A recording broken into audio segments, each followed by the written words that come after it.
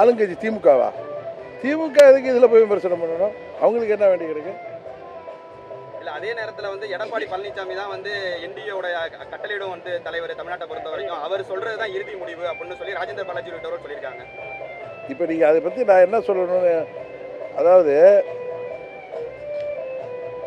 மத்திய உள்துறை அமைச்சர் மாண்புமிகு அமித்ஷா அவர்கள் திமுக என்கிற தீய சக்தியை வீழ்த்துவதற்கு அம்மாவின் தொண்டர்கள் அனைவரும் ஓர் அணியில் திரள வேண்டும் என்கிற ஒரே குடையின் கீழ் அவர்கள் அணி திரள வேண்டும் என்கிற முயற்சியில் ஈடுபட்டு அதை வெற்றிகரமாக அம்மாவின் தொண்டர்களை எல்லாம் ஓர் அணியில் ஒரு குடையின் கீழ் கொண்டு வந்திருக்கிறார்கள்.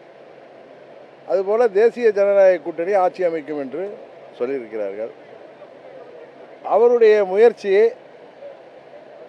அதற்கு எந்த ஒரு பங்கமும் வராத அளவிற்கு எல்லாம் நடக்கும் என்று நான் நம்புகிறேன்.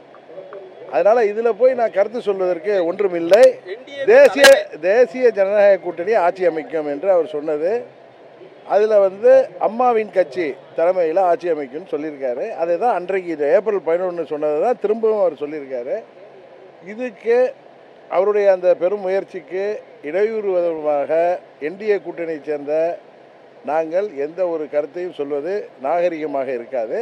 அதனால் அதை பற்றி இதற்கு மேல் நான் சொல்வதை விட, இதை வந்து அவருடைய எண்ணம் திமுகவை வீழ்த்த வேண்டும் என்பதற்காக உருவாக்கி இருக்கிற கூட்டணி சிறப்பாக தொடர்ந்து செல்ல வேண்டும். இன்னும் பல கட்சிகள், எந்த கட்சிகள் எல்லாம் திமுகவிற்கு எதிராக திமுகவை ஆட்சி பொறுப்பிலிருந்து அகற்ற வேண்டும், இது மக்கள் விரோத ஆட்சி என்கிற எண்ணத்தோடு செயல்படுகிறதோ அந்த கட்சிகள் எல்லாம் எங்கள் கூட்டணிக்கு வந்து எங்கள் கூட்டணியை இன்னும் பலப்படுத்த வேண்டும் என்கிற கருத்தை தான் நான் மீண்டும் இந்த நேரத்தில் சொல்கிறேன்.